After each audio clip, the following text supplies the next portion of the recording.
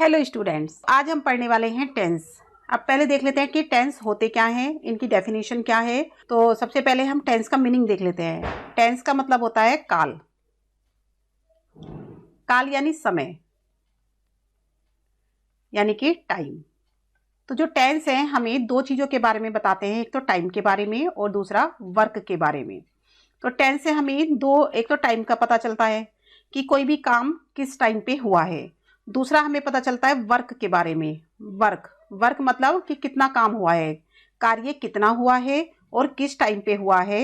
ये दोनों चीज़ें हमें टेंस से पता चलती है। तो इंग्लिश ग्रामर में टेंस को समझने के लिए काफ़ी सारे रूल होते हैं। कई टाइप के टेंस होते हैं और उनके कई सारे रूल्स होते हैं जिनके बारे में हम आगे अब पढ़ने वाले हैं। तो सबसे पहले हम टेंस की डेफिनेशन को समझ लेते हैं। जैसे कि टेंस का मैंने आपको मीनिंग बताया कि टेंस का मतलब होता है काल। तो जो टेंस है वो डिनोट करता है किसको? द टाइम ऑफ एक्शन को। किसको डिनोट करता है? टाइम ऑफ एक्शन को डिनोट करता है। ठीक है, यानी कि एक्शन मतलब कार्य और टाइम मतलब समय, यानी कि कार्य का समय, कि जो कार्य हुआ है, जो हमारा काम हुआ है वो किस समय हुआ है। ठीक है, कार्य का समय डिनोट करता है। As well as state. State मतलब स्थिति, state of action. State of action को भी डिनोट करता है, यानी कि कार्य किस स्थिति में हुआ है। स्टेट मतलब स्थिति, कि कार्य किस स्थिति में हुआ है। स्टेट कितना, कि कितना काम हुआ है, काम पूरा हो चुका है या नहीं हो चुका है, कि काम अभी चल रहा है। तो इन दो चीज़ों के बारे में टेंस हमें बताता है। एक तो काम की स्थिति के बारे में और दूसरा काम के समय के बारे में, कि काम किस समय हुआ है और कितना काम हो चुका है, काम पूरा हो चुका है या नहीं हो चुका है, या काम अभी चल रहा है या काम अभी कंप्लीट हुआ नहीं है, ये निश्चित है या नहीं है। तो ये दो चीज़ों के बारे में हमें टेंस से पता चलता है। अब इन दोनों चीज़ों के बेस पर ही हम टेंस के टाइप को देख लेते हैं कि टेंस कितने टाइप्स के होते हैं। तो जो टेंसेस होते हैं हमारे, टाइप्स ऑफ टेंसेस 3 टाइप्स के होते हैं। There are 3 types of tense. कितने टाइप के होते हैं? 3 टाइप्स। अब ये 3 टाइप्स कौन कौन से हैं? तो अकॉर्डिंग टू टाइम, ये हम बता रहे हैं टाइम के अकॉर्डिंग। टाइम के अकॉर्डिंग टेंस 3 टाइप के होते हैं। पहला होता है प्रेजेंट, यानी कि वर्तमान समय। टाइम यानी कि कौन सा है? हमारा वर्तमान काल। ठीक है।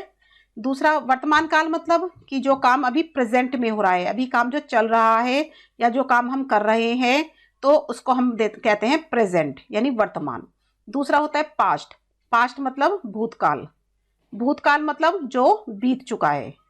बीत चुका है यानी कि जो काम पूरा हो चुका है उसको हम बोलते हैं पास्ट।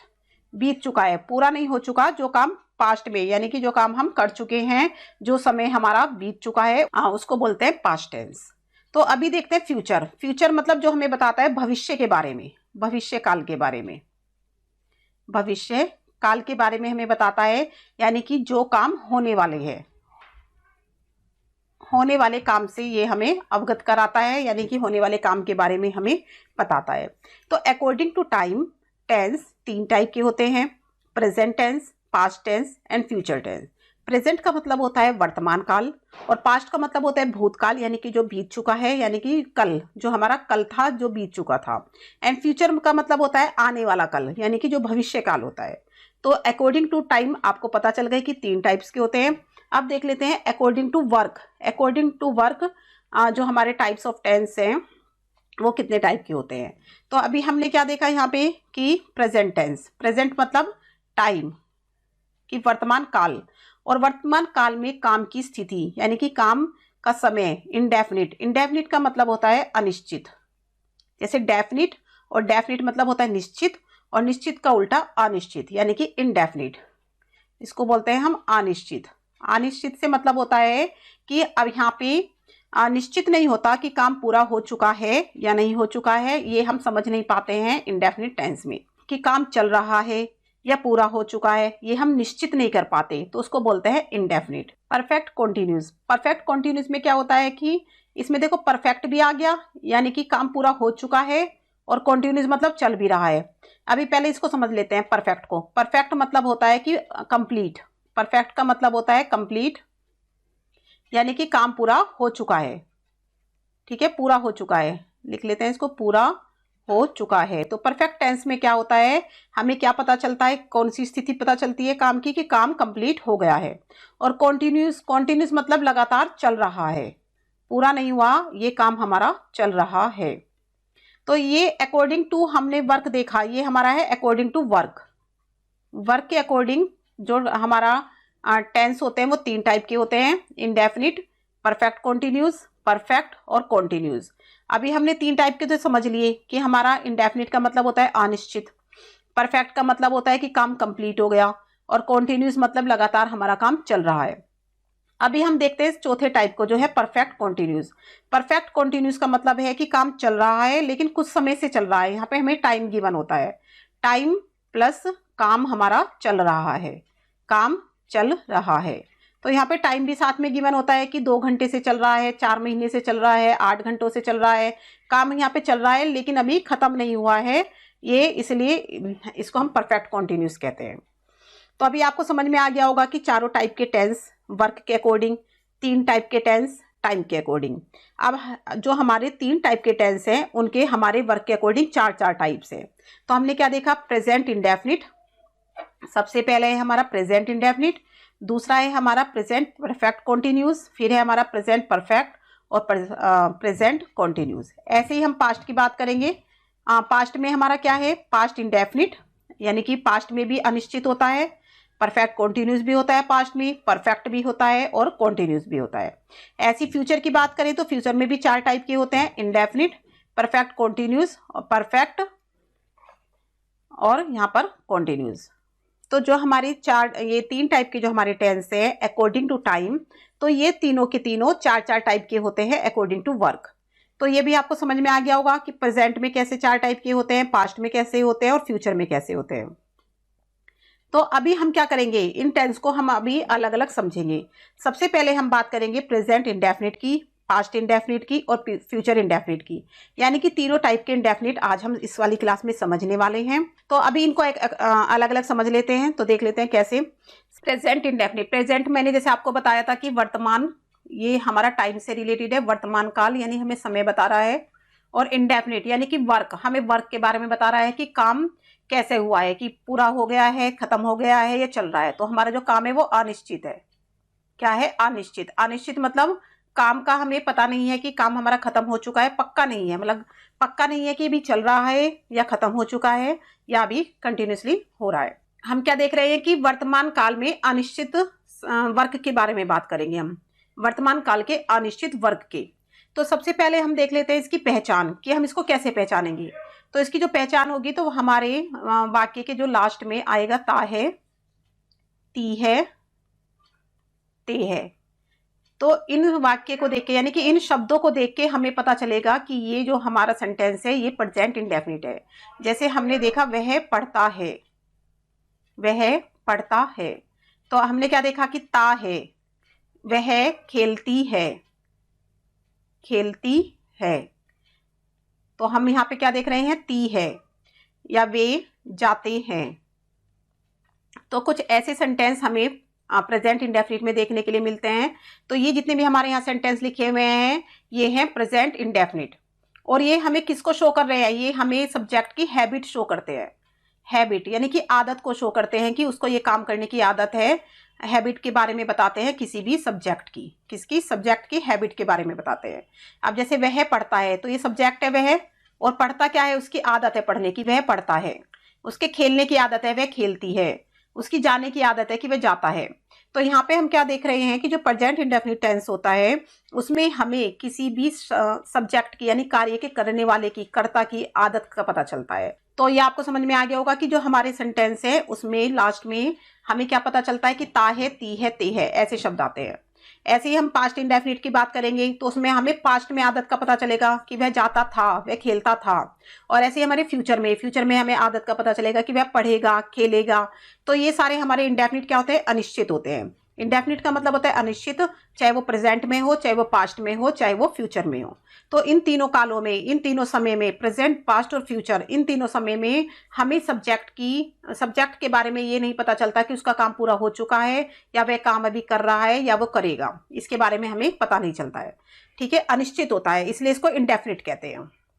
तो अभी हम इसको देख लेते हैं कि इसका स्ट्रक्चर कैसा है, कैसे हम इसको बनाएंगे सेंटेंस को। तो अब मोस्टली हम क्या देखते हैं कि जो हमारे सेंटेंस होते हैं वो बनते हैं subject plus verb plus object की फॉर्म में बनते हैं। कोई भी सेंटेंस आप ले लो, सबसे पहले क्या आएगा, हमारा सब्जेक्ट आएगा, फिर उसके बाद हमारी क्रिया आएगी यानी वर्ब आएगा, और उसके बाद हमारा ऑब्जेक्ट यानी कर्म आएगा। तो सब्जेक्ट मतलब होता है कर्ता, कर्ता यानी कार्य का करने वाला। वर्ब होता है क्रिया यानी कि जो कार्य किया गया है, जो एक्शन किया गया है। ऑब्जेक्ट होता है कर्म, कर्म का मतलब होता है कि जिसके ऊपर काम किया गया, यानी कि सब्जेक्ट ने जिसके ऊपर, चाहे वो वस्तु हो, चाहे वो पर्सन हो, चाहे वो कुछ भी हो, जिसके ऊपर उसने इस क्रिया को, एक्शन को परफॉर्म किया है, उसको हम कहते हैं ऑब्जेक्ट। तो ये आपको समझ में आ गया होगा। तो ये हमारा क्या होता है, सेंटेंस का स्ट्रक्चर होता है। किसी भी सेंटेंस को हम इसी फॉर्म में लिखते हैं इंग्लिश में, इंग्लिश ग्रामर में। हिंदी में तो इसका अलग होता है। हिंदी में क्या लिखते हैं हम पहले, हिंदी में हम पहले सब्जेक्ट लिखते हैं, फिर हम ऑब्जेक्ट लिखते हैं, और उसके बाद हम वर्ब लिखते हैं। ये हमारा हिंदी का स्ट्रक्चर होता है। बट हिंदी और इंग्लिश में थोड़ा सा डिफरेंस है। हिंदी का स्ट्रक्चर में पहले सब्जेक्ट की, जैसे वह है किताब पढ़ता है, इसको देख लेते हैं। जैसे वह है किताब पढ़ता है, तो ये हमारी हिंदी में हम लिखते हैं। तो पहले हमने क्या देखा, पहले हमने सब्जेक्ट लिखा, फिर हमने ऑब्जेक्ट यानी किसके ऊपर कर्म किया उसने, किताब के ऊपर, फिर हमने ऑब्जेक्ट लिखा, और उसके बाद हमने वर्ब लिखा। बट इंग्लिश में क्या होता है, इंग्लिश ग्रामर में पहले सब्जेक्ट आता है, सब्जेक्ट, फिर उसके बाद क्रिया, यानी कि वह किताब पढ़ता है, तो यहाँ पे होएगा ही, फिर क्रिया आएगी यानी कि पढ़ने की क्रिया, रीड्स, ही रीड्स, फिर आएगा कर्म यानी क्या पढ़ता है, बुक पढ़ता है, ही रीड्स बुक। तो ये हमारा इंग्लिश में होता है ग्रामर, इंग्लिश ग्रामर में हमारे ऐसे होता है। तो अभी हम देख लेते हैं कि प्रेजेंट इंडेफिनिट टेंस को हम कैसे बनाएंगे। तो प्रेजेंट इंडेफिनिट टेंस में हम सबसे पहले यूज करेंगे सब्जेक्ट का, सब्जेक्ट, और फिर यहाँ पे हम वर्ब की फर्स्ट फॉर्म लगाएंगे, उसके साथ SEIS लगा देंगे, फिर ऑब्जेक्ट का यूज करेंगे। तो अभी हम क्या देख रहे हैं कि वर्ब की 3 फॉर्म होती है, फर्स्ट फॉर्म, सेकंड फॉर्म और थर्ड फॉर्म। और फिर फोर्थ नंबर की जो फॉर्म होती है वो होती है ING फॉर्म। पहले होती है फर्स्ट फॉर्म, फिर होती है सेकंड फॉर्म, उसके बाद होती है थर्ड फॉर्म, और फिर होती है ING फॉर्म। तो ये 4 फॉर्म हमें देखने के लिए मिलते हैं वर्ब की। ठीक है, इन चारों को ही हम पूरे अपने जितने भी हमारे टेंसेस होते हैं 12 के 12, इन चारों में से किसी ना किसी फॉर्म का यूज किया जाता है। तो अभी हम क्या देख रहे हैं कि जो हमारा प्रेजेंट इंडेफिनिट टेंस है उसमें हम वर्ब की फर्स्ट फॉर्म का यूज करते हैं। कौन सी फॉर्म का, वर्ब की फर्स्ट फॉर्म यानी सिंपल फॉर्म का यूज करते हैं। ठीक है, कि वह जाता है तो गो आ जाएगा, वह पढ़ता है तो रीड आ जाएगा, खेलता है तो प्ले आ जाएगा। तो ऐसे करते हैं हम, इनकी फर्स्ट फॉर्म का यानी सिंपल फॉर्म का यूज करते हैं। अब हमने क्या कहा कि हमारा जो प्रेजेंट इंडेफिनिट टेंस है उसमें वर्ब की फर्स्ट फॉर्म में कुछ सब्जेक्ट के साथ SEIS लगता है और कुछ सब्जेक्ट के साथ SEIS नहीं लगता। तो अभी देख लेते हैं कि किन के साथ SEIS लगता है और किसके साथ नहीं लगता। तो अभी हमने क्या देखा कि जो हमारे थर्ड पर्सन होते हैं, थर्ड पर्सन का जो सिंगुलर नंबर होता है, थर्ड पर्सन में जो सिंगुलर नंबर में होते हैं उनके साथ हम वर्ब की फर्स्ट फॉर्म में SEIS लगाते हैं। थर्ड पर्सन के सिंगुलर नंबर में वर्ब की फर्स्ट फॉर्म के साथ, वर्ब की फर्स्ट फॉर्म के साथ हम क्या लगाते हैं, प्लस S या ES, और उसके बाद ऑब्जेक्ट का यूज करते हैं। तो ये स्ट्रक्चर होगा हमारा प्रेजेंट इंडेफिनिट टेंस का। ये है हमारा अफर्मेटिव का। तो यहाँ पे मैं लिख देती हूँ अफर्मेटिव। अब अफर्मेटिव का मतलब क्या होता है, अफर्मेटिव मतलब होता है सकारात्मक, सकारात्मक, सकारात्मक यानी कि पॉजिटिव। पॉजिटिव सेंटेंस के बारे में हम बात कर रहे हैं यहाँ पे, जिसमें हम सकारात्मक होते हैं यानी कि नेगेटिव नहीं होते, क्वेश्चन वाले नहीं आते। इसमें हमारे सिंपल सेंटेंस आते हैं कि वह जाता है, वह स्कूल जाता है, वे विद्यालय जाते हैं, या वे मंदिर जाते हैं, इस तरह के हमारे सेंटेंस होते हैं। तो थर्ड पर्सन हमारे कौन से होते हैं, ही, शी, इट, और हमारे ही, शी, इट और दे, ये हमारे थर्ड पर्सन है। तो अभी देखो ही, शी, इट तो क्या है, सिंगुलर है, बट दे क्या है, प्लूरल है। तो हम यहाँ पे दे का यूज नहीं करेंगे, यानी कि ही, शी, इट और जितने भी हमारे सिंगुलर नंबर होते हैं, सिंगुलर सब्जेक्ट होते हैं जितने भी हमारे, तो इन सब के साथ वर्ब की फर्स्ट फॉर्म में SEIS लगता है और उसके बाद ऑब्जेक्ट आता है। I, we, you, they, I, we, you, they, और जितने भी प्लूरल सब्जेक्ट होते हैं, प्लूरल सब्जेक्ट, उनके साथ वर्ब की फर्स्ट फॉर्म में SEIS नहीं लगता। इसमें सीधा क्या आ जाएगा, वर्ब की फर्स्ट फॉर्म आ जाएगी सिंपल, और फिर ऑब्जेक्ट आ जाएगा। ठीक है, दोनों में डिफरेंस समझ में आ गया कि SEIS कहाँ लगाते हैं और कहाँ पर नहीं लगाते हैं। तो I, we, you, they। अभी आप बोलोगे कि आपने I और you, ये दोनों भी तो सिंगुलर है, बट ये दोनों सिंगुलर हैं, लेकिन ये हमारे फर्स्ट पर्सन और सेकंड पर्सन है। जबकि हमने अकॉर्डिंग टू रूल क्या बोला कि थर्ड पर्सन के सिंगुलर नंबर के साथ, थर्ड पर्सन या फिर सिंगुलर कोई सब्जेक्ट है उसमें हम वर्ब की फर्स्ट फॉर्म में SEIS लगाते हैं। तो यहाँ पे एग्जाम्पल देख लेते हैं कुछ, जैसे ही प्लेज फुटबॉल, कि वह फुटबॉल खेलता है। तो अभी ही क्या है, हमारा थर्ड पर्सन है, सिंगुलर है, और हमने इसके साथ क्या लगा दिया, प्ले के साथ S लगा दिया, और फिर उसके बाद ऑब्जेक्ट आ गया। अगर मैं लिखूं आई प्ले, मैं खेलता हूं फुटबॉल, आई प्ले फुटबॉल, तो देखो हमने इसमें S नहीं लगाया, क्यों, क्योंकि ये आई है और हमारा फर्स्ट पर्सन है। या हम लिखे दे, तो आएगा दे प्ले फुटबॉल, कि वे फुटबॉल खेलते हैं। तो इसमें भी हम क्या देख रहे हैं कि दे हमारा प्लूरल है, थर्ड पर्सन है बट प्लूरल है, तो इसके साथ हम SEIS नहीं लगाएंगे। तो आई होप आपको ये क्लियर हो गया होगा कि हम प्रेजेंट इंडेफिनिट टेंस के रूल क्या है हमारा, और किसके साथ हम SEIS लगाते हैं और किसके साथ नहीं लगाते हैं। तो यहाँ पे एक दो सेंटेंस और देख लेते हैं हम, जैसे उसकी मम्मी खाना बनाती है, उसकी मम्मी खाना बनाती है। तो यहाँ पे देखो हमने इसको पहचान लिया है कि ती है लास्ट में आ रहा है, तो ये प्रेजेंट इंडेफिनिट टेंस है। अभी देखेंगे उसकी मम्मी, उसकी मम्मी को हम क्या लिखेंगे, हर मदर, हर मदर। अब उसकी मम्मी क्या है, सिंगुलर है, और बनाती है यानी कुक, तो कुक में हम क्या लगा देंगे, S लगा देंगे, तो कुक्स आ जाएगा। हर मदर कुक्स द फूड, उसकी मम्मी खाना बनाती है। ठीक है, तो आपको समझ में आ गया होगा, हर मदर क्या है, सिंगुलर है, सिंगुलर के साथ वर्ब की फर्स्ट फॉर्म में S लगाएंगे या ES लगाएंगे। तो कुक के साथ हमने S लगाया है, कुक्स हो गया, और उसके बाद हमारा ऑब्जेक्ट आ गया द फूड। तो आई होप ये आपको समझ में आ गया होगा। अभी देख लेते हैं नेगेटिव सेंटेंस। नेगेटिव सेंटेंस ये भी हमारा प्रेजेंट इंडेफिनिट का नेगेटिव सेंटेंस है। जैसे मैंने अभी आपको बताया कि प्रेजेंट इंडेफिनिट टेंस में सब्जेक्ट प्लस वर्ब की फर्स्ट फॉर्म आती है। अभी अगर हम इसका नेगेटिव बनाएं, नेगेटिव का मतलब होता है नकारात्मक, नेगेटिव का मतलब होता है नकारात्मक, यानी कि जब आंसर हमें नहीं में मिले। अफर्मेटिव का मतलब होता है सकारात्मक, और नेगेटिव का मतलब होता है नकारात्मक। नकारात्मक यानी कि जब नहीं में आंसर हो, नहीं में अगर हम बोले कोई बात, तो हम किस तरह से यूज करेंगे प्रेजेंट इंडेफिनिट टेंस में। तो हम क्या करेंगे, सब्जेक्ट हमारा होगा, यानी कि कर्ता आएगा पहले हमारा, फिर हम एक हेल्पिंग वर्ब का यूज करेंगे, डू या डज में से। डू और डज अकॉर्डिंग टू सब्जेक्ट लगते हैं, और साथ में हम नोट लगा देंगे, डू नोट या डज नोट का यूज करेंगे, प्लस वर्ब की फर्स्ट फॉर्म आएगी और उसके बाद ऑब्जेक्ट आएगा। तो आई थिंक ये आपको क्लियर हो गया होगा। इसको अभी हम एक सेंटेंस के थ्रू समझेंगे, जैसे ही डज नॉट प्ले क्रिकेट, कि वह क्रिकेट नहीं खेलता है। तो यहाँ पे हमने क्या देखा कि हमने ही के साथ डज नॉट लगाया है। ठीक है, तो अभी देख लेते हैं कि डज नॉट किस किस के साथ आता है। डज नॉट आता है ही, शी, इट, और जितने भी हमारे सिंगुलर सब्जेक्ट हैं, एंड ऑल सिंगुलर सब्जेक्ट, जितने भी हमारे सिंगुलर सब्जेक्ट हैं, ऑल सिंगुलर सब्जेक्ट, प्लस इनके साथ क्या लगाएंगे हम, डज नॉट का यूज करेंगे, does not, does not plus verb की फर्स्ट फॉर्म, वर्ब की फर्स्ट फॉर्म का यूज करेंगे। अब यहाँ पे क्या करेंगे कि वर्ब की फर्स्ट फॉर्म में SEIS नहीं लगाएंगे, जैसे कि हमने अफर्मेटिव में लगाया था। अफर्मेटिव में हमने क्या किया था, जो हमारे ही, शी, इट और जितने भी सिंगुलर सब्जेक्ट है उनके साथ हमने SEIS लगाया था। बट अब यहाँ पे क्या लग गया है, डज लग गया है, डज के अंदर ही हमें ES दिख रहा है। तो अब जब डज में ही ऑलरेडी ES है, तो हम वर्ब की फर्स्ट फॉर्म में ES नहीं लगाएंगे, S नहीं लगाएंगे, और उसके बाद आ जाएगा हमारा ऑब्जेक्ट। तो ये क्लियर हो गया। अभी हम सेंटेंस पे चलते हैं वापस, जैसे ही डज नॉट प्ले क्रिकेट। अभी हमने क्या देखा कि ही हमारा थर्ड पर्सन है, जिसके साथ हम प्लेस लगाते थे अफर्मेटिव में, बट यहाँ पे हमने नहीं का यूज किया है, यानी डज नॉट लगाया है। तो डज नॉट के साथ हम प्लेस नहीं लगाएंगे, यानी कि S या ES का यूज नहीं करेंगे। यहाँ पे हम वर्ब की सिंपल फर्स्ट फॉर्म ही लगा देंगे, और साथ में हमारा ऑब्जेक्ट आ जाएगा। तो हमारा सेंटेंस क्या बनेगा, ही does not play cricket. Clear हो गया होगा आपको। आई, वी, यू और दे, आई, वी, यू, दे, और जितने भी हमारे प्लूरल है, एंड ऑल प्लूरल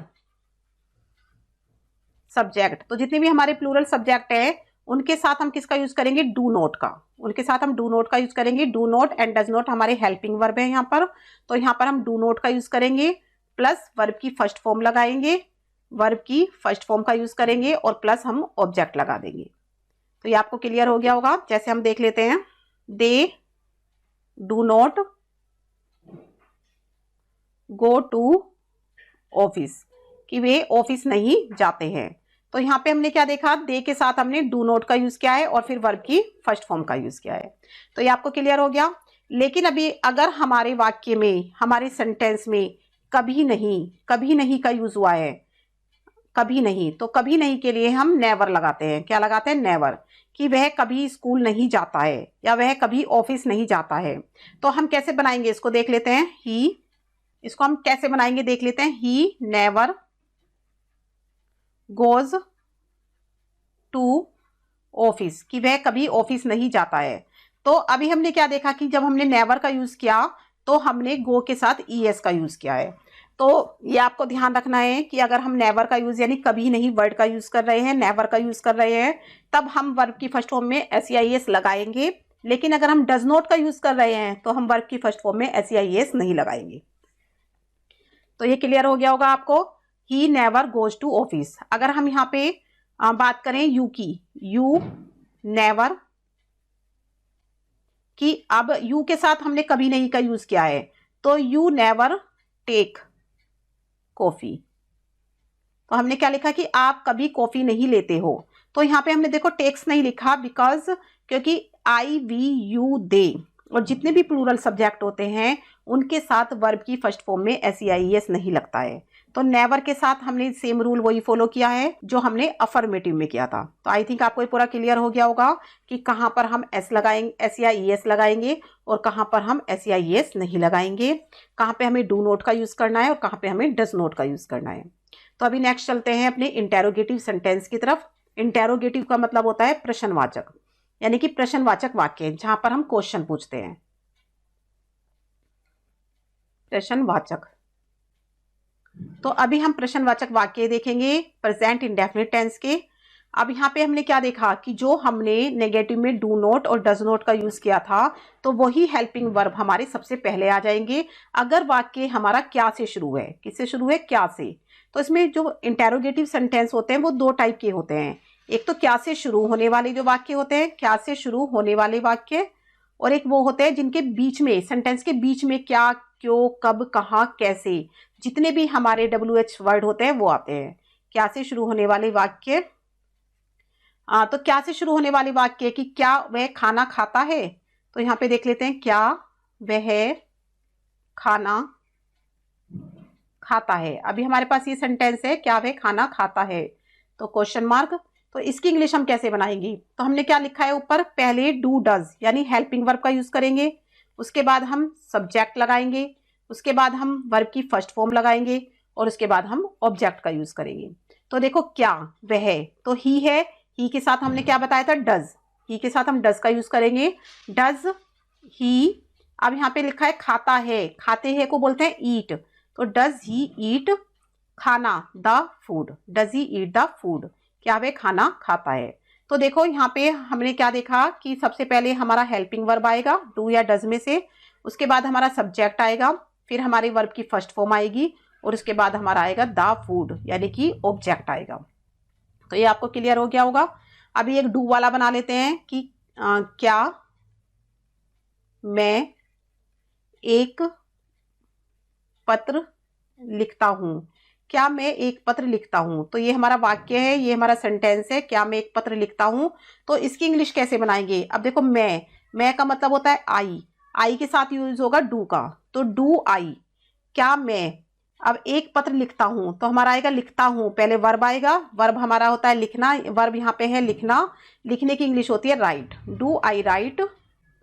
उसके बाद ऑब्जेक्ट एक पत्र यानी a letter, do I write a letter, क्या मैं एक पत्र लिखता हूं। तो ये आपको क्लियर हो गया होगा कि जो वाक्य, जो सेंटेंस हमारे क्या से शुरू होने वाले हैं तो उसमें हम क्या करेंगे, सबसे पहले हेल्पिंग वर्ब लगा देंगे। हम उसमें वॉट का यूज नहीं करेंगे। क्यों नहीं करेंगे? बिकॉज ये रूल है कि हमें पहले डू डज लगाना है क्या से शुरू होने वाले वाक्य में।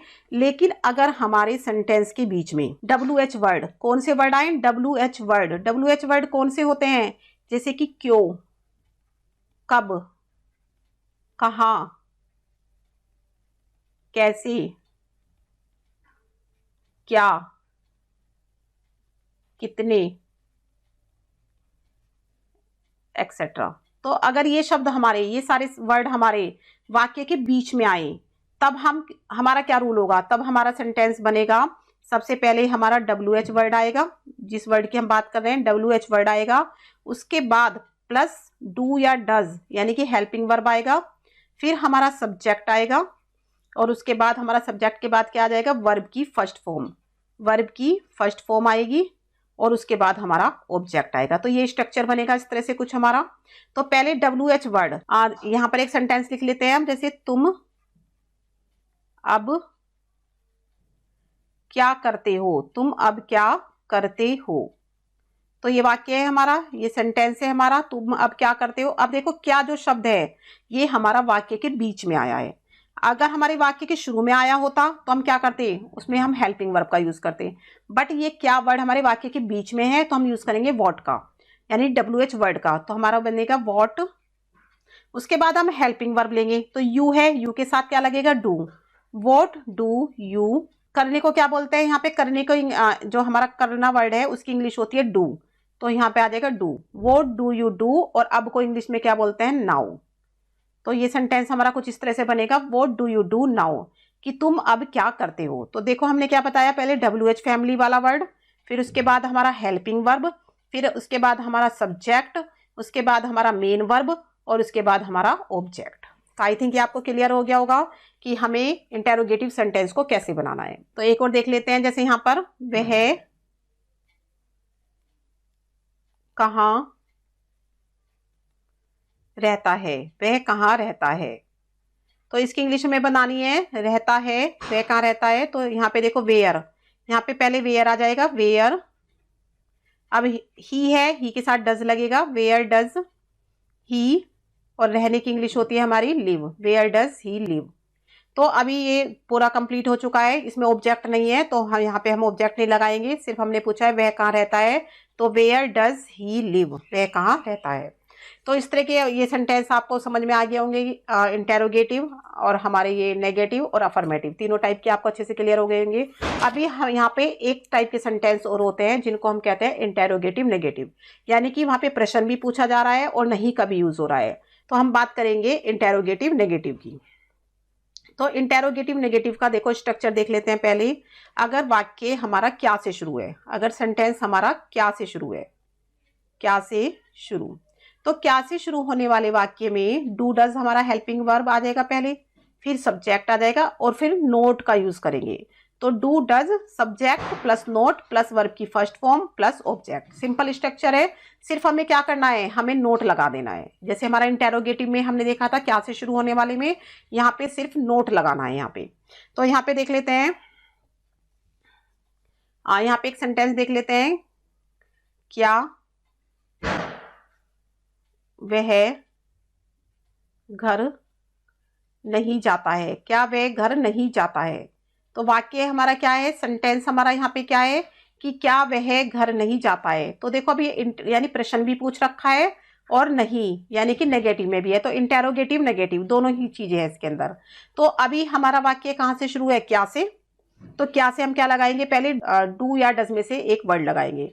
तो यहाँ पे क्या है, ही का है, तो ही के साथ हम लगाएंगे डज, डज। अब यहाँ पे क्या आ जाएगा, सब्जेक्ट, ही नोट। अब डज ही नोट, अब जाने को क्या बोलते हैं, go, does he not go to house. कि क्या वह, देखो यहाँ पे आप देख सकते हो, क्या वह नहीं जाता है घर। तो ये आपको क्लियर हो गया, फिर क्वेश्चन मार्क आ जाएगा आपका। तो ये समझ में आ गया होगा कि अगर क्या से शुरू है और नहीं का भी यूज हो रहा है तो हमारा स्ट्रक्चर क्या होगा। लेकिन अगर वाक्य के बीच में क्यों, कब, कहाँ, कैसे, WH वर्ड वाले जो वाक्य होंगे, WH वर्ड वाले जो वाक्य होंगे उनको हम कैसे नेगेटिव में बनाएंगे। तो पहले हमारा आ जाएगा WH वर्ड, WH वर्ड का यूज करेंगे। फिर उसके बाद हमारा डू डज यानी हेल्पिंग वर्ब आएगा, फिर plus subject plus not plus verb की फर्स्ट फॉर्म और प्लस ऑब्जेक्ट का यूज करेंगे और उसके बाद क्वेश्चन मार्क। तो अभी एक सेंटेंस बना लेते हैं कि वह घर क्यों नहीं जाता है, वह घर क्यों नहीं जाता है, क्यों नहीं जाता है। तो ये हमारा सेंटेंस है। तो इसकी इंग्लिश क्या बनाएंगे हम? देखो पहले हम WH वर्ड यानी कि क्यों, क्यों को हम बोलते हैं वाई, वाई। उसके बाद हमने क्या देखा? डू डज, डू डज में से एक, तो यहाँ पे ही का यूज हो रहा है, तो वाई डज, वाई डज। फिर सब्जेक्ट आएगा ही, फिर हम यूज करेंगे नोट का, फिर हमारा वर्ब की फर्स्ट फॉर्म गो, और उसके बाद हमारा object go to house. Clear हो गया ये आपको कि why does he not go to house, कि वह घर क्यों नहीं जाता है। तो आई थिंक ये बिल्कुल आपको अच्छे से क्लियर हो गया होगा प्रेजेंट इंडेफिनिट टेंस। अभी यहाँ पे हमने क्या कहा था कि जो प्रेजेंट इंडेफिनिट टेंस है उसमें हमें काम का नहीं पता चलता कि काम पूरा हो चुका है या नहीं हो चुका है।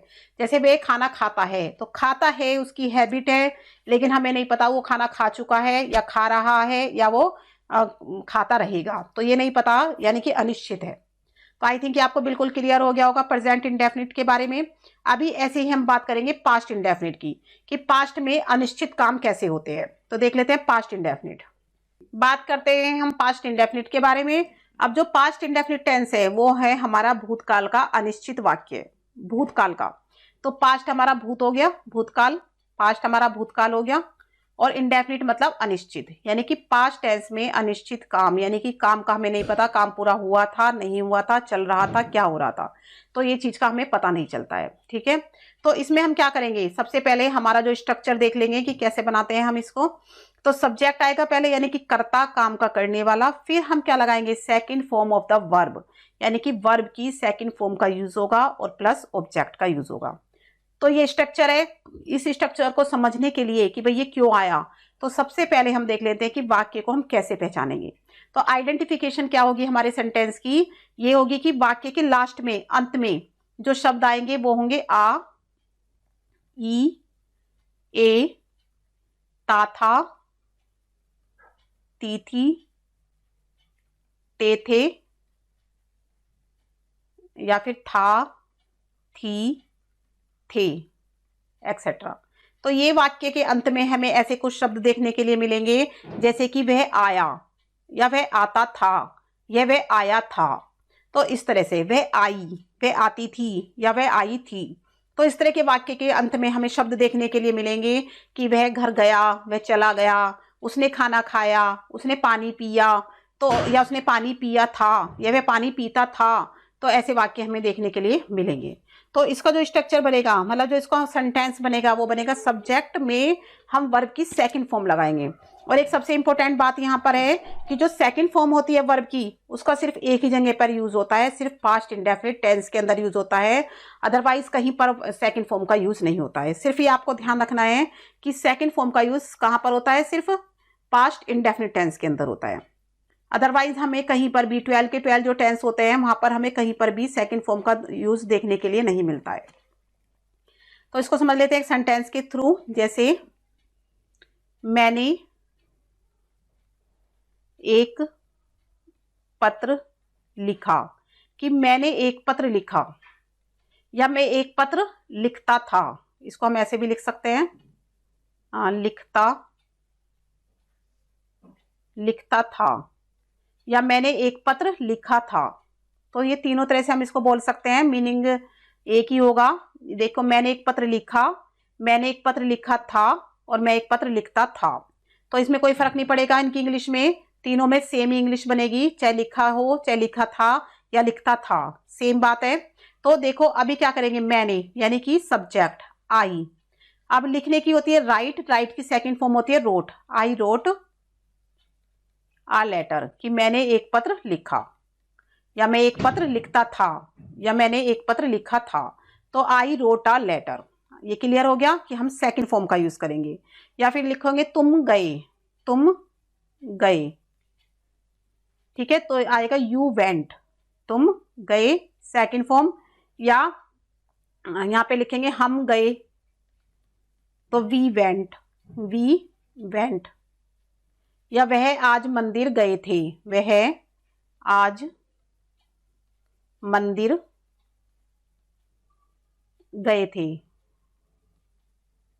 तो इसकी वाक्य क्या बनेगा? वह मतलब ही, गए थे यानी कि went, second form, he went to the temple to the temple आज, यानी today, to the temple today, कि वह आज मंदिर गए थे। He went to the temple today या ही वेंट टेम्पल टुडे। तो ये समझ में आ गया आपको। या उसने खाना खाया था, उसने खाना खाया था। तो उसने का मतलब शी के साथ सेकंड फॉर्म खाने की ate, she ate the food, उसने खाना खाया था। ये आपको समझ में आ गया होगा इसकी English. She ate the food, उसने खाना खाया था। तो यहाँ पे हम क्या देख रहे हैं कि जो वाक्य के लास्ट में हमारे कैसे वर्ड आ रहे हैं, आ ई ए, ता था ती थी ते थे, या फिर था थी थे, ऐसे वर्ड हमें देखने के लिए मिलेंगे। और सिर्फ इसमें कोई रूल नहीं है ज्यादा, सिर्फ हमें क्या करना है, सारे सब्जेक्ट के साथ, जितने भी हमारे सब्जेक्ट हैं सबके साथ हम वर्ब की सेकंड फॉर्म का यूज करेंगे। यानी कि जितने भी हमारे सब्जेक्ट हैं सबके साथ हम वर्ब की सेकंड फॉर्म का यूज करेंगे और उसके बाद हम ऑब्जेक्ट लगाएंगे। तो ये आपको समझ में आ गया होगा, ये क्लियर हो गया होगा। तो अभी हम चलते हैं अपने नेगेटिव की तरफ। ये हमारा अफर्मेटिव था। हाँ, ये मैं बताना भूल गई आपको, ये हमारा अफर्मेटिव सेंटेंस था, यानी कि सकारात्मक। अभी हम बात करेंगे नेगेटिव सेंटेंस के बारे में। तो अगर हमें पास्ट का नेगेटिव बनाना है, पास्ट इंडेफिनिट का अगर हमें नेगेटिव बनाना है तो उसको हम कैसे यूज करेंगे, तो देख लेते हैं। सबसे पहले हमारा क्या आएगा, सब्जेक्ट आएगा। सब्जेक्ट के बाद जो हमारा हेल्पिंग वर्ब होगा वो होगा डिड नॉट। जैसे हमने क्या किया था, प्रेजेंट इंडेफिनिट में हमने डू और डस का यूज किया था। अब यहाँ पे पास्ट इंडेफिनिट के नेगेटिव में हम डिड नॉट का यूज करेंगे। साथ में वर्ब की फर्स्ट फॉर्म आ जाएगी और उसके बाद ऑब्जेक्ट आ जाएगा। तो जहां हमने डिड नॉट लगाया, डिड का यूज किया, तो वर्ब की फर्स्ट फॉर्म आएगी, सेकंड फॉर्म नहीं आएगी। सेकंड फॉर्म मैंने आपको अभी बताया था कि पास्ट इंडेफिनिट टेंस के अफर्मेटिव में ही उसका यूज होता है, अदरवाइज कहीं पर भी सेकंड फॉर्म का यूज नहीं होता है। लेकिन हाँ, नेवर के साथ, अगर हमारा वर्ड नेवर आ रहा है तो नेवर के साथ हम सेकंड फॉर्म का यूज करेंगे, अदरवाइज नहीं करेंगे। ठीक है, तो देख लेते हैं यहाँ पे कैसे। Subject plus did not plus verb की फर्स्ट फॉर्म प्लस ऑब्जेक्ट। जैसे मैंने आज खाना नहीं खाया था, तो सेंटेंस है मेरा, मैंने आज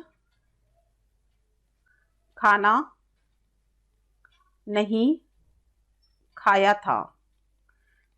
तो यहाँ पे इसको देख लेते हैं कि इसकी इंग्लिश कैसे बनेगी। मैंने का मतलब होता है आई।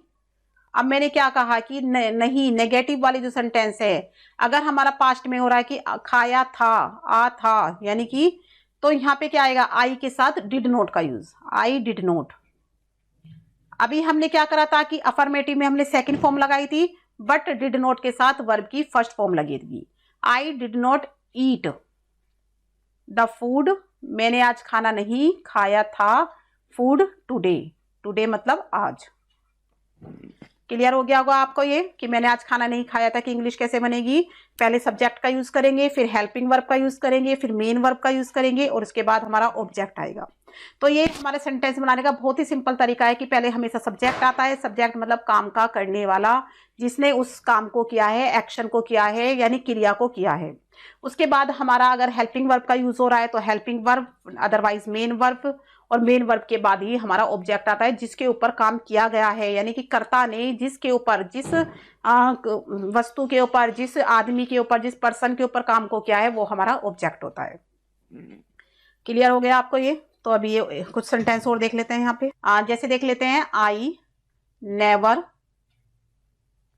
स्टॉल, कि मैंने कभी नहीं चुराया। आई नेवर स्टोल एनीथिंग, मैंने कभी कुछ भी नहीं चुराया। क्लियर हो गया आपको कि नेवर के साथ हम यहाँ पे स्टील नहीं लगाएंगे, स्टोल लगाएंगे। ठीक है, स्टील मतलब होता है चुराना, और स्टोल स्टील की सेकंड फॉर्म है, और स्टोलन थर्ड फॉर्म है। स्टील, स्टोल, स्टोलन, तो ये तीनों फॉर्म आपको समझ में आ गई होंगी। Steal first form, stole second form, and stolen third form. Steal मतलब होता है चुराना। तो आई नेवर स्टोल एनीथिंग, मैंने कभी कुछ नहीं चुराया। या फिर एक और सेंटेंस देख लेते हैं, this girl never saw a white elephant, कि दिस गर्ल, इस लड़की ने, नेवर मतलब कभी नहीं, सॉ मतलब देखा, इस लड़की ने कभी नहीं देखा एक व्हाइट एलिफेंट, यानी कि इस लड़की ने कभी एक सफेद रंग का हाथी नहीं देखा। तो अभी हमने क्या देखा कि नेवर के साथ हमने किसका यूज किया है, सो का। सो हमारी क्या है, सेकंड फॉर्म। फर्स्ट फॉर्म होती है सी, सी माने देखना, सेकंड फॉर्म होती है सॉ एंड थर्ड फॉर्म होती है seen. See, saw and seen, तो ये तीन फॉर्म है हमारी। सी मतलब देखना होता है, और सॉ मतलब देखा, और सीन मतलब भी देखा। तो सी, सॉ, सीन, यानी कि first form, second form, third form. तो आपको नेगेटिव सेंटेंस अच्छे से क्लियर हो गया होगा कि जो सब्जेक्ट के साथ डिड नॉट प्लस वर्ब की फर्स्ट फॉर्म का यूज करते हैं, लेकिन अगर नेवर आया है तो नेवर के साथ वर्ब की सेकंड फॉर्म का यूज होगा। अब चलते हैं हम इंटेरोगेटिव सेंटेंस की तरफ। इंटेरोगेटिव मतलब प्रश्नवाचक। अभी यहाँ पे हम क्या कर रहे हैं कि प्रश्न पूछ रहे हैं पास्ट के अंदर, पास्ट इंडेफिनिट टेंस के अंदर हमारे प्रश्न यहाँ पे पूछा जा रहा है। तो अगर हमारा सेंटेंस क्या से शुरू है, क्या से शुरू है, अगर हमारा वाक्य क्या से शुरू, तो क्या से शुरू होने वाले वाक्य में हमने क्या बताया था कि हेल्पिंग वर्ब को पहले रखते हैं। ठीक है, वहां पे वोट का यूज नहीं करते, हेल्पिंग वर्ब को पहले रखते हैं।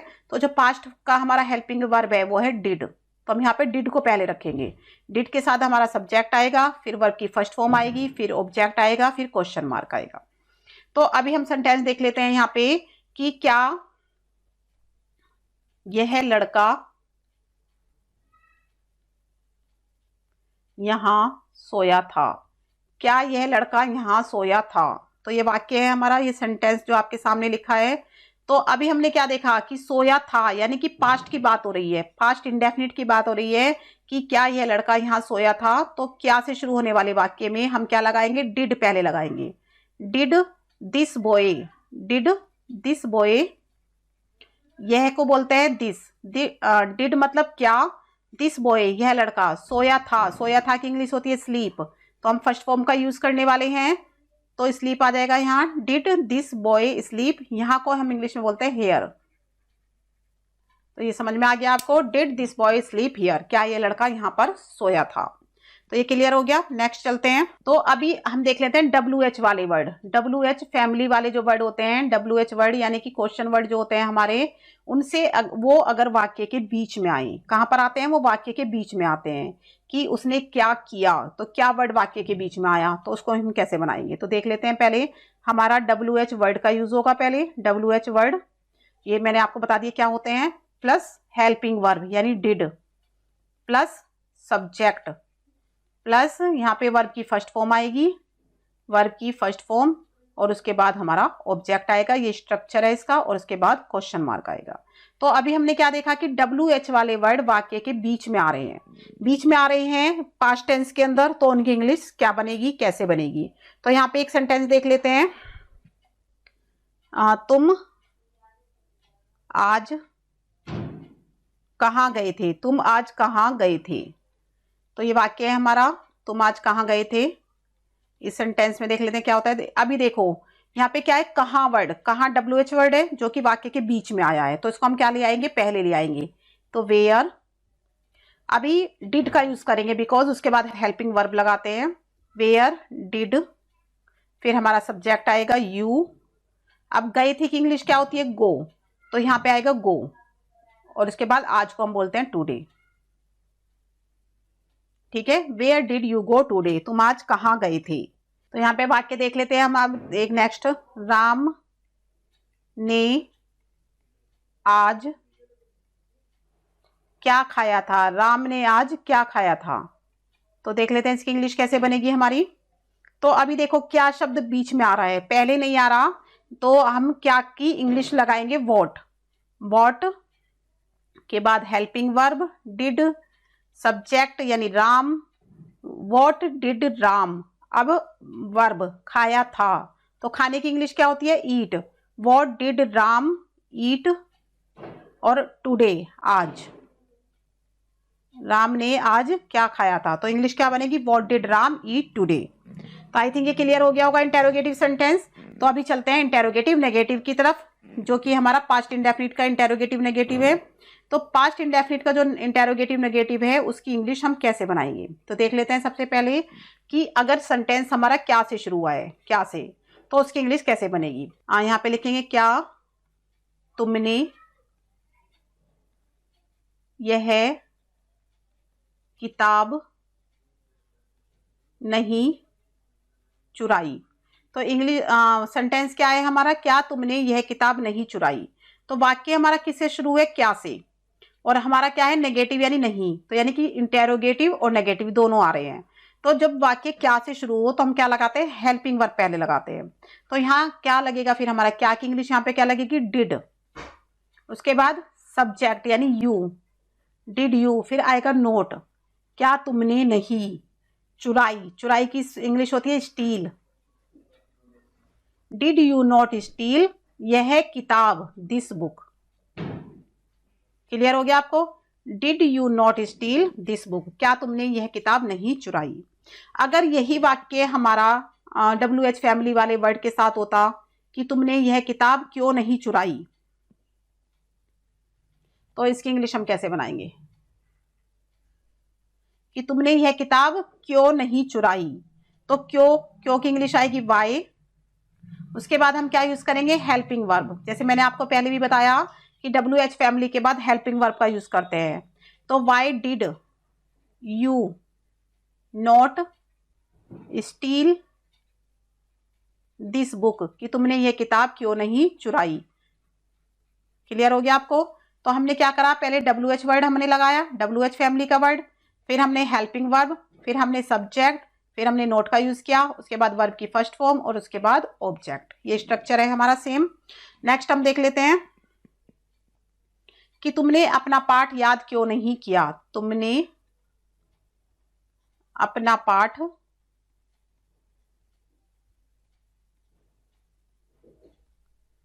याद क्यों नहीं किया।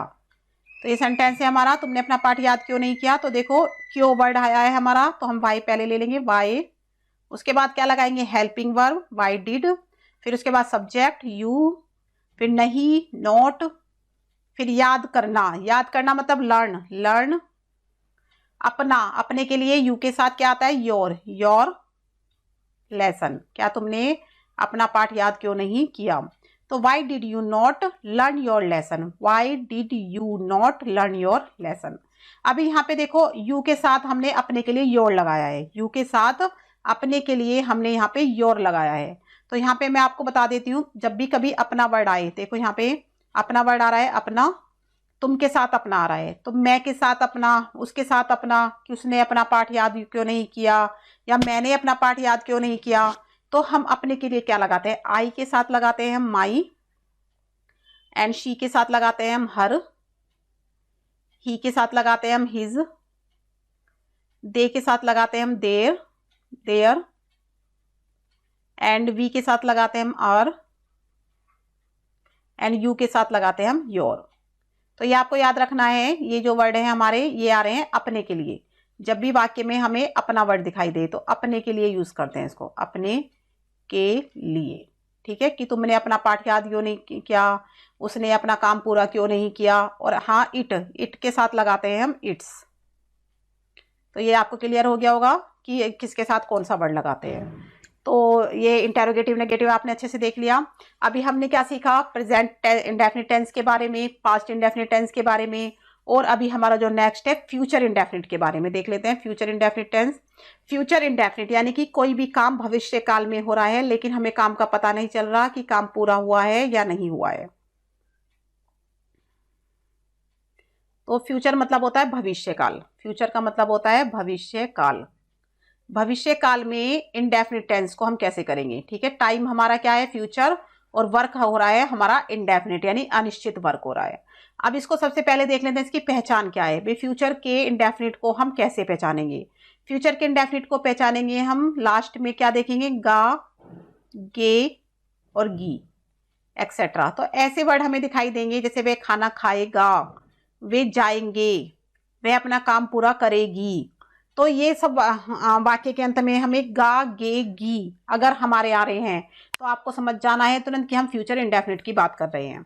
तो जो हमारे फ्यूचर इंडेफिनिट टेंस होते हैं उसमें हम जो स्ट्रक्चर देख रहे हैं, तो उसका स्ट्रक्चर क्या है कि हमें पहले सब्जेक्ट का यूज करना है, सब्जेक्ट मतलब कर्ता। उसके बाद हम यहाँ पे एक हेल्पिंग वर्ब का यूज करेंगे, विल और शैल का यूज करेंगे। फिर उसके बाद वर्ब की फर्स्ट फॉर्म आएगी और उसके बाद हमारा ऑब्जेक्ट आएगा। जैसे हम एक सेंटेंस के थ्रू यहाँ पे समझ लेते हैं कि वह आज गाना गाएगी, तो वह आज गाना गाएगी, ये हमारा सेंटेंस है। तो हमने देखो वाक्य के अंत में क्या आया, गी। वाक्य के अंत में आया गी, तो गी से हमने पहचान लिया कि भाई ये फ्यूचर इंडेफिनिट टेंस की बात हो रही है। टाइम है हमारा फ्यूचर और हमारा जो वर्क हो रहा है वो इंडेफिनिट है कि भाई वह आज गाना गाएगी। तो हम सबसे पहले लगाएंगे सब्जेक्ट यानी शी। अभी हम क्या करेंगे, इसमें एक हेल्पिंग वर्ब का यूज होता है विल या शैल का। तो शी विल, अभी मैं बताऊंगी कि कहाँ विल यूज होगा और कहाँ शैल यूज होगा। शी विल गाना गाएगी, गाने को बोलते हैं सिंग, और गाना मतलब सॉन्ग, आज sing song. She will sing song today, कि वह आज गाना गाएगी। She will sing song today. तो इसकी इंग्लिश ऐसे बनेगी कुछ। अभी हम देख लेते हैं किसके साथ विल आता है और किसके साथ शैल आता है। आई वी, आई वी के साथ तो हम यूज करते हैं शैल का। I we plus shall plus verb की फर्स्ट फॉर्म और प्लस ऑब्जेक्ट। और बाकी जितने भी हमारे सब्जेक्ट हैं, he she it, he she it, you they और ऑल सब्जेक्ट, जितने भी हमारे सब्जेक्ट बचे बाकी, चाहे वो प्लूरल है चाहे वो सिंगुलर है, सबके साथ हम किसका यूज करेंगे, विल का। विल प्लस वर्ब की फर्स्ट फॉर्म प्लस ऑब्जेक्ट का यूज करेंगे। ठीक है, ये आपको क्लियर हो गया होगा कि आई और वी के साथ हम शैल का यूज करते हैं, और ही शी इट और जितने भी हमारे बाकी के सब्जेक्ट हैं उनके साथ हम विल का यूज करते हैं। ठीक है, ये होता है मेन हमारा, ये मेन हमारा इंग्लिश ग्रामर का यही रूल है। बट कभी कभी सेंटेंस में हमें डिटर्मिनेशन मिलती है। क्या देखने के लिए मिलती है, डिटर्मिनेशन। कोई काम करने के लिए डिटरमाइंड है, डिटर्मिनेशन दिख रही है, यानी कि वहां पे दृढ़ निश्चय दिख रहा है किसी भी काम करने के लिए कि वह ये काम करेगा ही करेगा। वो अपने मतलब मकसद से चूकेगा नहीं, उसको ये काम पूरा करना ही है, वो करेगा। जैसे वे आज दिल्ली जाएगा, तो उसने डिटरमाइंड कर लिया है कि उसको जाना ही है। तब हम क्या करेंगे, तब हमारा उल्टा हो जाएगा। आई और वी के साथ डिटर्मिनेशन में आई और वी के साथ तो विल का यूज करेंगे, और बाकी सबके साथ डिटर्मिनेशन में ही किसका यूज करेंगे, शैल का। यानी आई और वी के साथ तो हम विल लगा देंगे, और ही शी इट यू दे और जितने भी हमारे सब्जेक्ट है उनके साथ हम शैल का यूज कर देंगे। कब, जब हमें वाक्य में दृढ़ निश्चय, डिटरमाइंड कोई व्यक्ति दिख रहा है, या सब्जेक्ट का हमारा डिटर्मिनेशन दिख रही है कि उस काम को करना ही करना है, तब हम इसको चेंज कर देंगे, उल्टा कर देंगे। यानी आई वी के साथ तो हम विल का कर देंगे, और बाकी जितने भी हमारे सब्जेक्ट हैं उनके साथ हम शैल का यूज कर देंगे। ये आपको क्लियर हो गया होगा। अब यहाँ पे कुछ सेंटेंस देख लेते हैं हम। जैसे मैं यह किताब पढ़ूंगा, मैं ये किताब पढ़ूंगा, तो इसकी इंग्लिश कैसे बनाएंगे। तो मैं यानी आई के साथ शैल, आई शैल, वर्ब की first form read, I shall read, और फिर ऑब्जेक्ट यानी this book, I shall read this book. इसकी इंग्लिश क्या बनेगी, I shall read this book, मैं ये किताब पढ़ूंगा। या तुम मेरे साथ दिल्ली चलोगे, तुम मेरे साथ दिल्ली चलोगे, तो इसकी इंग्लिश कैसे बनाएंगे, तुम मेरे साथ दिल्ली चलोगे। तुम मतलब यू के साथ will, you will go to Delhi, मेरे साथ विद मी, कि तुम मेरे साथ दिल्ली चलोगे। ठीक है, तो ये आपको क्लियर हो गया कि आई और वी के साथ हम शैल का यूज करेंगे, और बाकी सब जितने भी हमारे सब्जेक्ट हैं उनके साथ हम विल का यूज करेंगे। अगर हमारे कार्य में, यहाँ पे काम में डिटर्मिनेशन है कि मैं आज अवश्य पढ़ूंगा, मैं आज अवश्य पढ़ूंगा, तो अगर यहाँ पे देखो डिटर्मिनेशन है कि मैं ये काम जरूर करूंगा, अवश्य पढ़ूंगा मैं, तो इसकी इंग्लिश क्या बनेगी, आई के साथ हम शैल का यूज नहीं करेंगे, फिर करेंगे आई विल रीड टुडे, कि मैं आज अवश्य पढ़ूंगा। तो हमने क्या देखा कि विल कब आया, कि ये जो मैं हूं वो क्या हूं, डिटरमाइंड हूं काम करने के लिए कि मैं अवश्य पढ़ूंगा। या फिर एक सेंटेंस और देख लेते हैं, जैसे कि तुम्हें वहां जाना पड़ेगा, तुम्हें वहां जाना पड़ेगा, तो यानी कि यहाँ पे डिटर्मिनेशन है कि वो तुम्हें काम करना ही पड़ेगा, तुम इससे चूक नहीं सकते हो, ये तुम्हें करना ही पड़ेगा, तुम्हें वहां जाना ही पड़ेगा। तो क्या बनेगा फिर, यहाँ इसकी सेंटेंस हम देख लेंगे, यू शैल का यूज होगा, यहाँ पे यू के साथ शैल का यूज होगा। यू शैल गो देयर, कि तुम्हें वहां जाना पड़ेगा। तो ये क्लियर हो गया आपको कि अगर हम किसी काम को करने के लिए मजबूर हैं, किसी काम को करने के लिए हम बाध्य हैं, डिटर्मिनेशन है हमारे अंदर, डिटरमाइंड हो गए हैं, दृढ़ निश्चय हमने कर लिया है, तो क्या हो जाएगा, आई और वी के साथ तो विल का यूज करेंगे और बाकी जितने भी हमारे सब्जेक्ट बने उनके साथ हम शैल का यूज करेंगे। आई थिंक आपको ये फ्यूचर इंडेफिनिट टेंस अच्छे से क्लियर हो गया होगा। तो अभी हम चलते हैं इसके नेगेटिव की तरफ। तो यहाँ पे हम देख लेते हैं नेगेटिव यानी नकारात्मक। नकारात्मक में हम कैसे यूज करने वाले हैं नकारात्मक। तो नकारात्मक जो हमारे वाक्य होंगे, नहीं वाले जो हमारे फ्यूचर इंडेफिनिट के वाक्य होंगे, जितने भी हमारे सेंटेंस होंगे, हम क्या करेंगे, सब्जेक्ट के साथ विल शैल का तो यूज करेंगे ही, लेकिन साथ में हम क्या लगा देंगे, नोट लगा देंगे। या तो हमारा क्या हो जाएगा, विल नोट, या फिर हमारा हो जाएगा shall not according to subject. Subject मैंने बता दिया है कि किसके साथ विल का यूज करना है और किसके साथ शैल का यूज करना है। और वर्ब की फर्स्ट फॉर्म आएगी और उसके बाद हमारा ऑब्जेक्ट आ जाएगा। जैसे एक सेंटेंस देख लेते हैं कि मैं आज फुटबॉल नहीं खेलूंगा। मैं आज फुटबॉल नहीं खेलूंगा। तो ये सेंटेंस है हमारा। तो इसकी इंग्लिश कैसे बनेगी, मैं यानी आई के साथ हम क्या लगा रहे हैं, शैल। तो आई शैल नोट, नहीं के लिए शैल नोट, आई शैल नोट प्ले फुटबॉल टुडे, कि मैं आज फुटबॉल नहीं खेलूंगा। या तुम आज आगरा नहीं जाओगे, तुम आज आगरा नहीं जाओगे। तो you will not go to Agra today, कि तुम आज आगरा नहीं जाओगे। या मम्मी आज खाना नहीं बनाएगी, तो मम्मी विल नॉट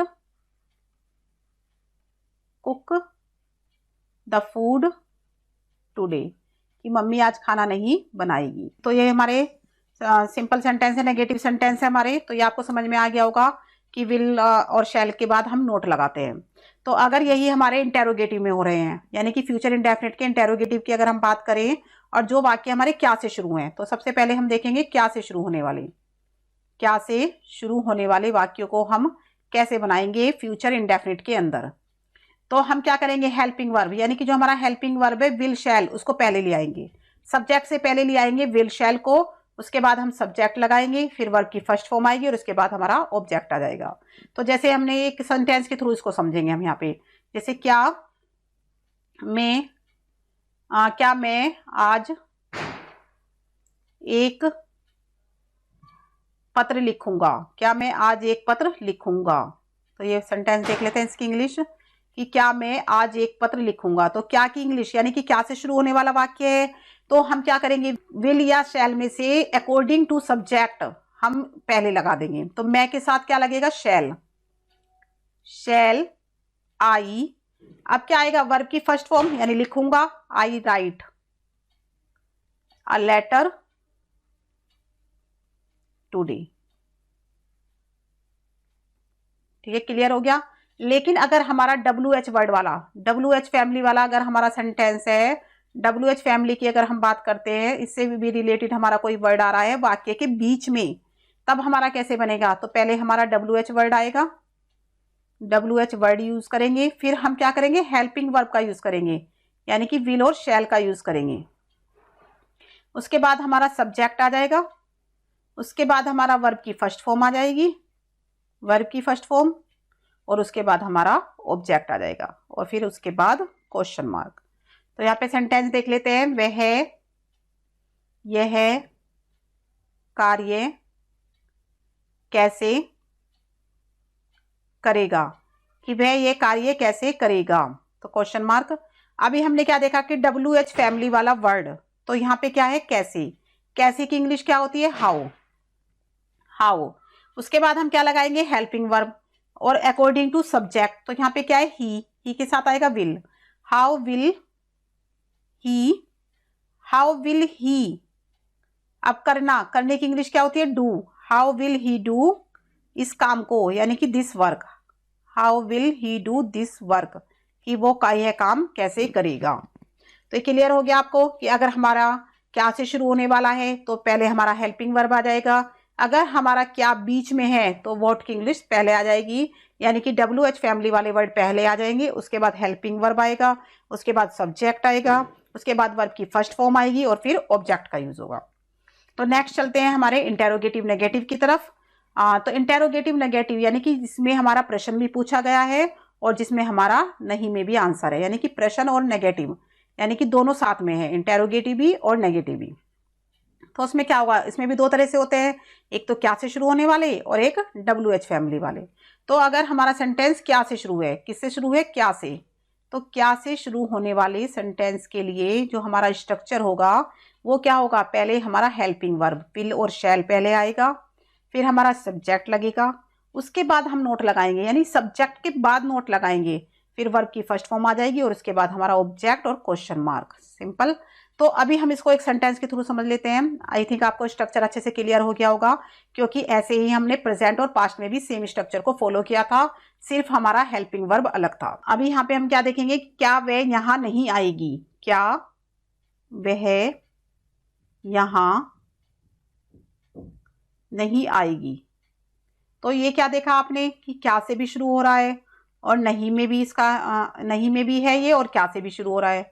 तो क्या वह यहाँ नहीं आएगी, तो शी है, शी के साथ हम विल का यूज करेंगे, विल शी, नहीं के लिए नोट, विल शी नोट, आने के लिए कम, कम यहाँ की इंग्लिश हेयर। तो क्या सिंपल बन गया, will she not come here, क्या वह यहाँ नहीं आएगी। अगर हम ये बनाए क्या वह यहाँ कभी नहीं आएगी, क्या वह यहाँ कभी नहीं आएगी, कभी नहीं आएगी, तो इसकी इंग्लिश कैसे बनेगी, क्या वह कभी नहीं आएगी। तो क्या के लिए क्या आएगा, विल, वह के लिए शी, और यहाँ पे देखो कभी नहीं, कभी नहीं के लिए never, will she never come here, कि क्या वह यहां कभी नहीं आएगी। तो नेवर के साथ हमने क्या किया है, वर्ब की फर्स्ट फॉर्म का यूज किया है, क्योंकि इसमें हम कोई सेकंड फॉर्म या सेकंड फॉर्म का तो हम यहाँ पे यूज नहीं करते ना, वर्ब की फर्स्ट फॉर्म में SEIS लगाते हैं। तो हमारा जो पूरा फ्यूचर इंडेफिनिट है, चाहे वो हमारा पॉजिटिव है, चाहे वो हमारा नेगेटिव है, चाहे इंटेरोगेटिव है, चाहे इंटेरोगेटिव नेगेटिव है, चाहे नेवर से शुरू होने, नेवर लगने वाला है उसके बीच में, तो कहीं पर भी हम किसी और फॉर्म का यूज नहीं करते, सिर्फ वर्ब की फर्स्ट फॉर्म का ही यूज करते हैं पूरे के पूरे फ्यूचर इंडेफिनिट में। पास्ट इंडेफिनिट में हमने सेकंड फॉर्म और फर्स्ट फॉर्म का यूज किया था, ये आपको पता है कहां पर किया था। और हमारे प्रेजेंट में हमने वर्ब की फॉर्म में SEIS लगाया था कुछ सब्जेक्ट के साथ। लेकिन फ्यूचर इंडेफिनिट टेंस में कहीं पर भी, चाहे हेल्पिंग वर्ब का यूज हो रहा है, चाहे नहीं हो रहा है, या नोट का यूज हो रहा है, चाहे कहीं पर भी, हमेशा वर्ब की फर्स्ट फॉर्म ही आएगी, अदरवाइज और भी कोई फॉर्म यहाँ पे नहीं आने वाली है। ठीक है, अभी यहाँ पे देख लेते हैं हम WH फैमिली वाला एक सेंटेंस, राम अब यहाँ कैसे नहीं आएगा। तो यहाँ पे हमारा जो सेंटेंस है इंटेरोगेटिव नेगेटिव का, तो इसमें क्या लिखा है कि राम अब यहाँ कैसे नहीं आएगा। तो ये हमारा क्या है, WH फैमिली वाला वर्ड। WH फैमिली वाले वर्ड में क्या होता है कि WH फैमिली वाला वर्ड पहले आ जाता है, यानी कि कैसे की इंग्लिश पहले आएगी, कैसे मतलब हाउ। उसके बाद हम किसका यूज करेंगे, हेल्पिंग वर्ब का। स्ट्रक्चर सेम रहेगा, तो ये स्ट्रक्चर सेम रहेगा, सिर्फ WH वाला ऊपर वाला जो स्ट्रक्चर है, देखो ये आपका ये वाला जो स्ट्रक्चर है सेम ऐसे ही होगा, लेकिन इससे पहले किसका यूज हो जाएगा, यहाँ पे WH वर्ड का यूज हो जाएगा। ठीक है, WH वर्ड का यूज हो जाएगा कौन से वाक्य में, जिसमें WH वर्ड के यूज होते हैं बीच में, क्यों कब कहाँ जो बीच में आता है, तो सिर्फ यहाँ पे हाउ का यूज करेंगे और बाकी स्ट्रक्चर ऐसा ही रहेगा जैसे कि क्या से शुरू होने वाले वाक्यों में होता है। तो हाउ विल राम, राम हमारा सब्जेक्ट है, तो हाउ विल राम नेगेटिव है यानी कि नोट, अब वर्ब की फर्स्ट फॉर्म यानी कि कम हियर, अब यहाँ पे अब वर्ड भी आया यानी कि नाउ, अब मतलब होता है नाउ, अब की इंग्लिश नाउ। तो how will Ram note come here now, तो इंग्लिश क्या बनेगी, ये आपने देख लिया है कि कैसे हमारा स्ट्रक्चर बना है, कैसे हम नोट का यूज किया है और कैसे हमने WH फैमिली वर्ड का यूज किया है यहाँ पे। तो ये दोनों आपको आई थिंक पूरे अच्छे से समझ में आ गए होंगे। तीनों हमने प्रेजेंट भी देख लिया, पास्ट भी देख लिया और फ्यूचर भी देख लिया, तीनों के इंडेफिनिट को हमने अच्छे से समझ लिया है। एक बार हम इसका रिविजन कर लेते हैं। ठीक है, एक बार हम सिंपल सा यहाँ पे रिवीजन कर लेते हैं कि कहाँ पर हमने किस चीज का यूज किया है, जिससे कि आपको अच्छे से क्लियर हो जाए। तो एक बार देख लेते हैं। तो यहाँ पे हम लिखेंगे प्रेजेंट इंडेफिनिट, यहाँ पे हमारा आ जाएगा पास्ट इंडेफिनिट, और यहाँ पे आ जाएगा हमारा फ्यूचर इंडेफिनिट। तो हम तीनों के इंडेफिनिट की बात कर रहे हैं। तो present indefinite, past indefinite, future indefinite. पहले इसकी यहाँ पे हम लिख लेते हैं पहचान। पहचान है यहाँ पे ता है, ती है और ते है। ठीक है, यहाँ पे यानी हैबिट दिख रही है हमारी। ठीक है, तो यहाँ पे हमने देखा कि हमारी जो पहचान है ता है, ती है, ते है। इसकी है हमारी आ, ई, ए, ता था, ती थी, ते थे, और आपका था, थी, थे। तो पास्ट इंडेफिनिट को हम ऐसे पहचानेंगे, और फ्यूचर इंडेफिनिट को हम पहचानेंगे गा, गे, गी, एक्सेट्रा। तो ये हमारे वाक्य के अंत में दिखाई देंगे। ये जो हमारी पहचान है वो वाक्य के अंत में दिखाई देगी। तो इसका जो स्ट्रक्चर है प्रेजेंट इंडेफिनिट का, तो इसमें क्या लगेगा, थर्ड पर्सन का सिंगुलर, सिंगुलर में थर्ड पर्सन है, तो प्लस वर्ब की फर्स्ट फॉर्म प्लस एस और ई एस प्लस ऑब्जेक्ट। समझ में आ गया। बाकी के जितने भी पर्सन है हमारे, आई, वी, यू, दे, और all plural subject plus verb की फर्स्ट फॉर्म, यानी एस आई एस नहीं लगेगा यहाँ पे, वर्ब की फर्स्ट फॉर्म प्लस ऑब्जेक्ट का यूज होगा। ये क्लियर हो गया आपको। ये हमारा था पॉजिटिव, यानी कि ये पॉजिटिव की बात हो रही है, पॉजिटिव यानी अफर्मेटिव। अब पास्ट का अफर्मेटिव क्या बनेगा हमारा, सब्जेक्ट प्लस वर्ब की सेकंड फॉर्म, वर्ब की second form plus object. Simple है बिल्कुल, कुछ भी नहीं करना है। जितने भी सब्जेक्ट है यहाँ पे ऑल सब्जेक्ट के साथ, सारे सब्जेक्ट के साथ वर्ब की सेकंड फॉर्म का यूज होगा। और फ्यूचर में हमारा क्या होगा, जितने भी हमारे जो सब्जेक्ट है उनके अकॉर्डिंग हम बताएंगे। जैसे आई और वी, आई वी के साथ तो हम लगाएंगे शेल, और बाकी जितने भी है हमारे ही, शी, इट, और आपका you, they, plus sorry plus नहीं लगाएंगे, यू, दे, और ऑल सब्जेक्ट, जितने भी हमारे सब्जेक्ट बचे उनके साथ लगाएंगे हम विल। ठीक है, तो आई और वी के साथ शेल, और जितने भी बाकी सब्जेक्ट है उनके साथ विल, और सबके साथ हमारी क्या लगेगी, वर्ब की फर्स्ट फॉर्म, वर्ब की first form plus object. Clear हो गया आपको इतना। अभी बात कर लेते हैं हम यहाँ पे नेगेटिव की। नेगेटिव में देख लेते हैं। नेगेटिव में क्या लगेगा हमारा, subject plus do does plus not plus verb की first form plus object. Clear हो गया। अभी यहाँ पे हमारा पास्ट में क्या लगेगा, subject plus did not plus verb की फर्स्ट फॉर्म और प्लस ऑब्जेक्ट। और यहाँ पे हम देख लेते हैं फ्यूचर में, subject plus will shell plus not plus verb की फर्स्ट फॉर्म प्लस ऑब्जेक्ट। ये आपको क्लियर हो गया होगा। नेक्स्ट हम देख लेते हैं यहाँ पे इंटेरोगेटिव। इंटेरोगेटिव में हमारा क्या आ जाएगा, यहाँ पे अगर हमारा क्या से शुरू होने वाला है, यहाँ पे हमारा क्या से शुरू होने वाला है, तो डू डज पहले आ जाएगा, प्लस डू डज के बाद हमारा क्या लगेगा, सब्जेक्ट प्लस वर्ब की फर्स्ट फॉर्म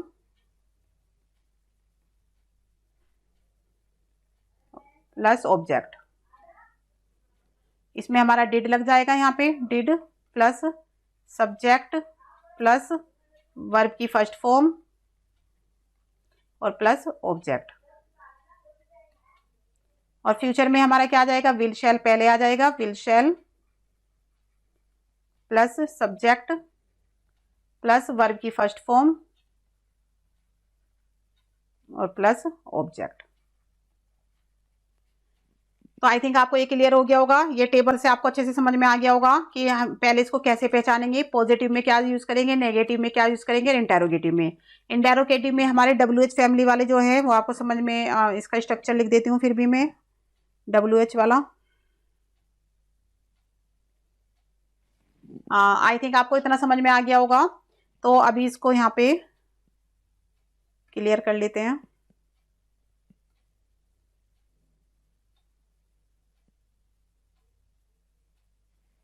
तो अभी हम देख लेते हैं WH फैमिली वाले जो वर्ड होंगे WH फैमिली के, तो उसमें हम कैसे करेंगे। तो पहले हमारा WH वर्ड आ जाएगा, WH word plus do does plus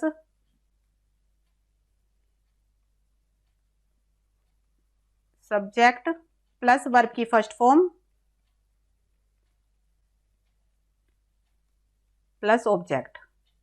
तो ये स्ट्रक्चर है जिसमें हमारे WH फैमिली वाले वर्ड आते हैं। अगर हम पास्ट की बात करें तो हमारा क्या आ जाएगा, WH वर्ड प्लस यहाँ पे हेल्पिंग वर्ब होगा वो डिड होगा, डिड प्लस यहाँ पे क्या आ जाएगा हमारा सब्जेक्ट, और उसके बाद हमारे वर्ब की फर्स्ट फॉर्म आएगी, वर्ब की फर्स्ट फॉर्म, और उसके बाद हमारा ऑब्जेक्ट आएगा। ठीक है। अगर हम फ्यूचर की बात करें तो पहले हमारा WH वर्ड आएगा, WH वर्ड प्लस हमारा विल और शैल का यूज करेंगे हम, विल शैल। उसके बाद हमारा सब्जेक्ट आ जाएगा, सब्जेक्ट के बाद हमारे वर्ब की फर्स्ट फॉर्म लगेगी और उसके बाद हमारा ऑब्जेक्ट आएगा। क्लियर हो गया आपको। तो आई थिंक आपको ये सारे सेंटेंस, आपको ये रूल सारे समझ में आ गए होंगे। तो अभी हम यहाँ पे क्या करेंगे, कुछ एग्जाम्पल देख लेंगे। एक ही एग्जाम्पल से हम पूरे को समझने वाले हैं, सिर्फ एक ही एग्जाम्पल से। तो वो एग्जाम्पल क्या होगा, जैसे आई राइट आ लेटर, कि मैं एक पत्र लिखता हूं, या फिर ही राइट्स आ लेटर, कि वह एक पत्र लिखता है। तो ये दोनों क्लियर हो गया कि कहाँ पे एस लगेगा, कहाँ पर नहीं लगेगा। इसमें हम बात करें पास्ट में, तो आई रोट यानी कि second form, I wrote a letter, कि मैंने एक पत्र लिखा। अगर हम बात करें फ्यूचर की तो आएगा आई शैल राइट अ लेटर, कि मैं एक पत्र लिखूंगा, आई शैल राइट अ लेटर। सिर्फ हम एक ही सेंटेंस को यूज करेंगे यहाँ पे, आई शैल राइट अ लेटर या फिर he will write a letter. Clear हो गया आपको। अगर हम बात करें नेगेटिव की तो नेगेटिव में देख लेते हैं, आई डू नॉट, आई के साथ डू नॉट का यूज होगा, I do not write a letter, कि मैं एक पत्र नहीं लिखता हूं, I do not write a letter, कि या वह एक पत्र नहीं लिखता है, तो he does not write a letter, कि वह एक पत्र नहीं लिखता है, राइट अ लेटर। अब यहां देख लेते हैं कि आई डिड नॉट, पास्ट में यूज करेंगे हम डिड नॉट का, और यहाँ पर आ जाएगी रोट नहीं आएगा, यहाँ पे राइट आएगा, यानी कि सेकंड फॉर्म नहीं आएगी, फर्स्ट फॉर्म आएगी, राइट अ लेटर। अगर हम बात करें फ्यूचर में तो यहाँ पे आ जाएगा आई शैल नॉट, आई के साथ शैल नॉट का यूज होगा, I shall not write a letter, write a letter. अगर ही के साथ यूज करें तो ही विल नॉट, ठीक है, ही के साथ विल नॉट आ जाएगा। अगर ये हम करें क्या से शुरू होने वाले, तो डू हमारा पहले आ जाएगा, do I write a letter, क्या मैं एक पत्र लिखता हूं, do I write a letter, क्या मैं एक पत्र लिखता हूं। अगर हम ही की बात करें तो डज पहले आ जाएगा, does he write a letter. ये क्लियर हो गया। अगर हम पास्ट की बात करें तो डिड पहले आएगा, did I write a letter, क्या मैंने एक पत्र लिखा, राइट अ लेटर, क्या मैंने एक पत्र लिखा। अभी यहाँ पे क्या करेंगे, शैल पहले आ जाएगा, यानी कि शैल क्या मैं एक पत्र लिखूंगा, शैल आई राइट अ लेटर, क्या मैं एक पत्र लिखूंगा, राइट अ लेटर। क्लियर हो गया ये आपको, क्वेश्चन मार्क। अगर हम बात करें WH फैमिली की वह एक पत्र क्यों लिखता है या मैं एक पत्र क्यों लिखता हूँ। Why do I write a letter, why do I write a letter, कि मैं एक पत्र क्यों लिखता हूँ। उसने एक पत्र क्यों लिखा, why did he write a letter, उसने एक पत्र क्यों लिखा। या कि वह एक पत्र क्यों लिखेगा, अगर यहाँ पे बात करें वह एक पत्र क्यों लिखेगा, वाई डिड आई, मैं एक पत्र क्यों लिखूंगा, why did I write a letter, मैं एक पत्र क्यों लिखूंगा। अगर हम बात करें नेगेटिव की, इंटेरोगेटिव नेगेटिव की बात करें तो यहाँ पे बात करेंगे वाई डू आई नोट, मैं एक पत्र क्यों नहीं लिखूंगा, why do I not write a letter, write a letter, कि मैं एक पत्र क्यों नहीं लिखूंगा। या उसने एक पत्र क्यों नहीं लिखा, why did I not write a letter, कि मैं एक पत्र क्यों नहीं लिखूंगा, write a letter. And last हमारा है यहाँ पे फ्यूचर में, तो why did I not write a letter, write a letter, कि मैं एक पत्र क्यों नहीं लिखूंगा। तो आई थिंक आपको तीनों का कंपैरिजन समझ में आ गया होगा कि भाई हम प्रेजेंट में कैसे यूज करेंगे, पास्ट में और फ्यूचर में। तीनों का हमने कंपैरिजन एक ही पेज पे हमने कर दिया है, यहाँ पे एक ही सेंटेंस के थ्रू तीनों अच्छे से क्लियर ही समझ में आ गए होंगे आपको। आई थिंक आपको ये वीडियो मेरी पसंद आई होगी। तो अगर आपको ये मेरी वीडियो पसंद आई हो तो प्लीज आप मेरी वीडियो को लाइक करें, शेयर करें और हमारे चैनल को सब्सक्राइब करें। Thank you for watching this video.